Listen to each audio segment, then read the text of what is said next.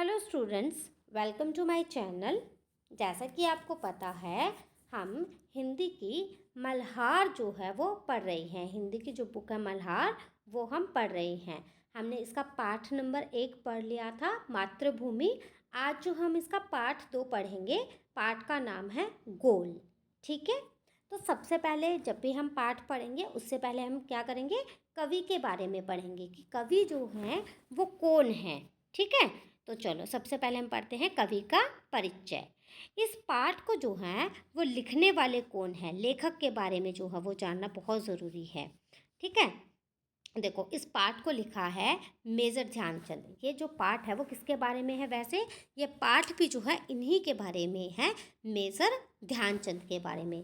यदि कोई खिलाड़ी अपनी आत्मकथा का नाम गोल रखे तो इस नाम को पढ़कर इतना तो तुरंत समझ में आ जाता है कि उसे खेल से कितना प्यार रहा होगा। देखो जो मेजर ध्यानचंद थे वो कौन थे, एक हॉकी प्लेयर थे, है ना। तो लेखक ने अपने पाठ का नाम गोल क्यों रखा। अब कोई भी खिलाड़ी है वो गोल क्यों रखेगा, अपनी जब वो अपनी आत्मकथा लिख रहा है तो उसने गोल क्यों रखा होगा। तो जब वो हॉकी प्लेयर थे, हॉकी प्लेयर क्या करते हैं, गोल करते हैं ना, तो इसी वजह से उन्होंने अपने पाठ का नाम क्या रखा, गोल रखा। जी हाँ, वे अमर खिलाड़ी हैं, हॉकी के जादूगर कहे जाने वाले मेजर ध्यानचंद। इतने महान कि भारत उनके जन्मदिन को राष्ट्रीय खेल दिवस के रूप में मनाता है। जो मेजर ध्यानचंद थे वो हॉकी प्लेयर थे, इनको जो है हॉकी का जादूगर भी कहा जाता है। और जो हमारा भारत है वो इनके बर्थडे को, इनके जन्मदिन को जो है वो राष्ट्रीय खेल दिवस के रूप में मनाता है। और इनका क्या नाम था, मेजर ध्यानचंद था। और इन्हीं के नाम से जो है खेल रत्न पुरस्कार भी जो है वो दिया जाता है, जिससे लाखों भारतवासी उनके जीवन से क्या ले सके, प्रेरणा ले सके। हमें किसी न किसी की लाइफ से मोटिवेशन मिलती है ना, तो इससे क्या होता है, लाखों भारतवासी जो हैं इनसे इनको क्या मिलती है, मोटिवेशन मिलती है। ये इतने महान खिलाड़ी थे कि भारत का सर्वोच्च खेल पुरस्कार खेल रत्न भी जो है इनके नाम पर दिया जाता है। और इनका जन्म कब हुआ था, 1905 में, और इनकी मृत्यु कब हुई थी, 1979 में जो है इनकी मृत्यु हुई थी। अब देखते हैं इनके पाठ के बारे में, इन्होंने अपने पाठ में, अपनी आत्मकथा में क्या लिखा है। देखो इस पाठ का नाम पढ़कर आपके मन में कुछ गोल वस्तुओं के नाम या चित्र उभर रहे होंगे। देखो जब हम पाठ, अगर मान लो हम कवि परिचय नहीं पढ़ते, सिर्फ हम पाठ का नाम पढ़ते गोल, तो वही बात इन्होंने कही है कि जब हम गोल चीज़ पढ़ते तो हमारे सामने क्या आती, जितनी भी गोल चीज़ें हैं हम उनके बारे में सोचते ना कि किसी न किसी गोल चीज़ के बारे में ये होगी। या तो वो गोल गेंद हो सकती है, गोल रोटी हो सकती है, गोल चंद्रमा हो सकता है। इन चीज़ों के बारे में हम सोचते हैं कि ये इनके बारे में जो है ये पाठ होगा। लेकिन यह पाठ जो है एक विशेष प्रकार के गोल और उसे करने वाले के बारे में है। यह पाठ एक प्रसिद्ध खिलाड़ी के संस्मरण का एक अंश है। संस्मरण होता है किसी की याद का, और अंश होता है एक छोटा सा पार्ट। ठीक है, आइए इसे पढ़ते हैं और जानते हैं कि कौन थे वे प्रसिद्ध खिलाड़ी। इस पाठ को पढ़ते और जानते हैं कि वो प्रसिद्ध खिलाड़ी कौन थे। खेल के मैदान में धक्का मुक्की और नोक झोंक की घटनाएं होती रहती हैं। खेल में तो यह सब चलता ही है।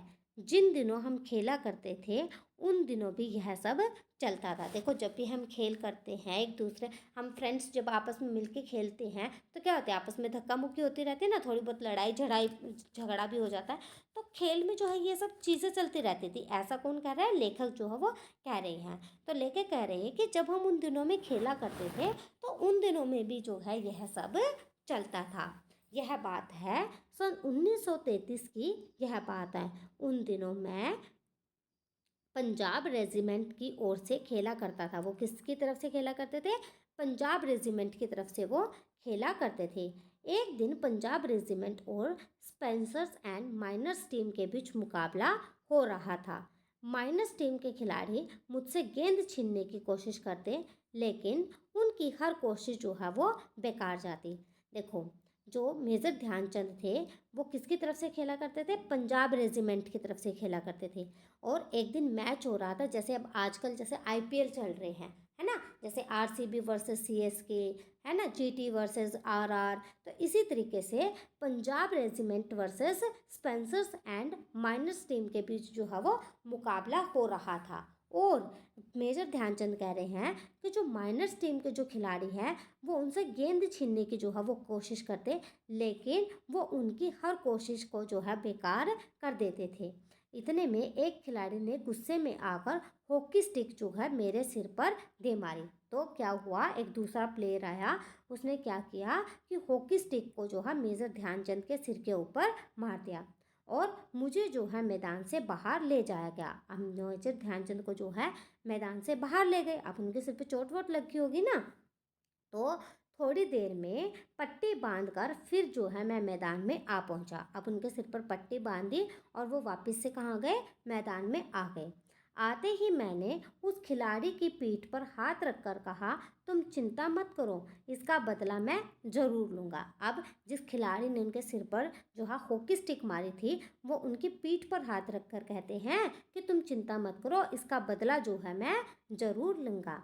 मेरा इतना कहते ही वह खिलाड़ी जो है वो घबरा गया। वो जो दूसरा प्लेयर था वो डर गया। उसने सोचा कि अब ये भी मुझे मारेंगे। अब हर समय मुझे ही देखता रहता कि मैं कब उसके सिर पर हॉकी स्टिक मारने वाला हूँ। अब दूसरे प्लेयर को क्या हुआ कि मैंने इनके सिर पर हॉकी स्टिक मारी, तो अब ये भी मेरे सिर पर हॉकी स्टिक मारेंगे। मैंने एक के बाद एक झटपट 6 गोल कर दिए। उन्होंने क्या किया, जब वो खेल रहे थे तो पहले एक गोल, फिर दूसरा गोल, फिर तीसरा गोल, ऐसे करके उन्होंने 6 गोल जो है वो कर दिए। खेल खत्म होने के बाद मैंने फिर उस खिलाड़ी की पीठ थपथपाई और कहा, दोस्त, खेल में इतना गुस्सा जो है वो अच्छा नहीं। मेजर ध्यानचंद कहते हैं जब खेल खत्म हो गया तो मैंने उस प्लेयर को कहा कि दोस्त, इतना गुस्सा जो है वो खेल में अच्छा नहीं होता है। खेल को तो जो है बड़े प्यार से खेला जाता है।